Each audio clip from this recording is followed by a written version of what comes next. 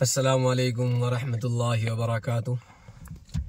आज काफ़ी दिन के बाद एक वीडियो बना रहे हैं और काफ़ी दिन के बाद वीडियो बनाने का इरादा हुआ है, टाइम नहीं मिल रहा था। वीडियो जो बनानी है, बात ये है कि अभी हम 3 दिन की जमात में थे एक जगह तो एक मस्जिद में तो हमारी जमात रुकी हुई थी जामा मस्जिद में। बाकी वहाँ से एक दूसरी मस्जिद में जाना हुआ। वहाँ हमने पूरे दिन और साथियों के साथ काम किया, लोगों से मुलाकात की, दीन की दावत दी जैसी कैसी भी। तो वहाँ के इमाम साहब से भी हमारी मुलाकात हुई, काफ़ी देर बात हुई इमाम साहब से। और इधर के यूपी साइड के इमाम थे तो उनसे काफ़ी देर बात हुई। वो बेचारे बीमार भी हैं, अल्लाह उनको शिफा अता फरमाए। और दूसरी बात ये, फिर उनसे काफ़ी देर बात हुई कि क्या काम, मतलब तनख्वाह क्या है आपकी, इस मामले में काफ़ी देर बात हुई। और इसी मुतालिक हमने पहले वीडियो भी बनाई है इसी बारे में। तो उनसे बात हुई थी तो उनसे मालूम हुआ कि भाई आपकी तनख्वाह क्या है और मौज़िन है कि नहीं है मस्जिद में। तो उस मस्जिद में मौज़िन भी नहीं था और इमाम की तनख्वाह जो थी वो 9-10 हज़ार के करीब थी। तो बड़ा अफसोस सा हुआ कि आज भी लोग 9-10 हज़ार से ऊपर बढ़ ही नहीं रहे हैं और इमामों को मतलब वहीं पर रोका हुआ है कि 9-10 हज़ार देते रहें और हमारा काम चलता रहे। हालांकि वही इमाम है कि अगर रात को भी कोई सर्दी की रात में आ जाए कि जी हमारे बच्चे को झाड़ दो, यदि किसी भी टाइम आ जाए तो इमाम हर वक्त तैयार है, लेकिन हम समझ नहीं पाते हैं। ये बहुत सारी बातें हैं, लेकिन आज हमारा हाल ये है कि हम 9-10 हज़ार रुपये से ऊपर नहीं बढ़ रहे हैं। हालांकि एक मजदूर अगर सुबह को निकलता है शाम को लौटता है तो वो भी कम से कम 500 या 600 रुपये लेके ही आता है। 500 तो है ही, बाकी अब 500 से ज़्यादा ही हो रही है शायद दिहाड़ी, 600 रुपये, 650, 700 बाज़ारों में, शहरों में। और इमाम की क्या, इमाम अगर 10 हज़ार रुपये को हम एक महीने में डिवाइड करेंगे, एक दिन के कितने पैसे उसको पड़ रहे हैं। हालांकि इमाम क्या है 24 घंटे मस्जिद में रहता है। तो अगर हम 10 हज़ार रुपये को 30 दिन में बांट देंगे तो कितने पड़ेंगे आप उसे देख सकते। तो 10 हज़ार रुपये को अगर देखा जाए 30 दिनों में तकसीम करके तो लगभग 335 रुपये या 333 रुपये के करीब एक दिन के पड़ते हैं। यानी इमाम की जो मजदूरी पड़ती है 24 घंटे की, रात दिन वो मस्जिद में रह रहा है, सुबह को बेचारा अजान भी पढ़ता है। बाज़ जगहों में मौज़िन होते नहीं है तो इमाम खुद ही अजान पढ़ता है, खुद ही सब काम करता है, मस्जिद की सफाई भी करता है। लेकिन इमाम को देख लीजिए आप कि हम कितने पैसे देते हैं।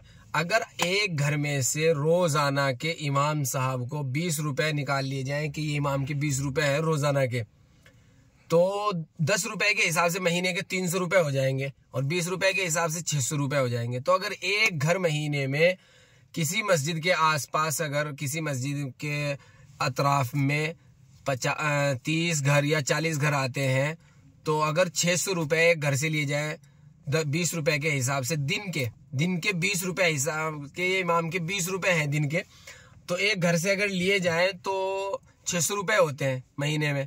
तो इस हिसाब से अगर 40 घर हैं या 35 घर हैं, 30 घर हैं, तो 30 हज़ार रुपये से भी ऊपर हो जाएंगे। तो उसमें इमाम की तनख्वाह भी निकल जाएगी और मस्जिद के अखराजात भी पूरे हो जाएंगे। लेकिन हम सोचते ही नहीं है कि एक दिन के हम 20 रुपये नहीं दे सकते इमाम साहब को, और अपने पता नहीं हम कैसे कैसे कहाँ खर्च कर देंगे, उल्टी सीधी जगह फजूल खर्ची, यहाँ ये वो अपने बच्चों के लिए करने चाहिए, ऐसी बात नहीं है। लेकिन इमाम साहब का भी ख्याल रखना चाहिए, मस्जिद का भी ख्याल रखना चाहिए, मस्जिद में जो लोग काम कर रहे हैं उनका भी ख्याल रखना चाहिए, क्योंकि वही इमाम हैं जो हमारे बच्चों के कानों में अजानें पढ़ते हैं, पैदा होते हैं तो अजान पढ़ते हैं, मरते हैं तो नमाज जनाजा पढ़ाते हैं। हमसे तो इतना भी नहीं हो पाता कि हम अपने बाप की नमाज जनाजा ही पढ़ा दें। ऐसे ऐसे लोग भी हैं, पढ़ तो लेते हैं, दुनिया के एतबार से पता नहीं क्या क्या डिग्री हासिल कर लेते हैं, लेकिन जब उनको मतलब किसी का बाप का इंतकाल हो जाए, माँ का इंतकाल हो जाए, तो औलाद का हक होता है नमाज जनाजा पढ़ाने का। लेकिन कहाँ, इतना भी नहीं सीख पाते कि हम अपने माँ बाप की नमाज जनाजा ही पढ़ा दें। तो जो लोग हमारी खिदमत में लगे हुए हैं, जो उलामा हैं, नबियों के वारिस हैं, हमें इनका ख्याल रखना पड़ेगा, तभी तो हमारी मुश्किलें आसान होंगी और हर मुसीबत से हम छुटकारा पाएंगे।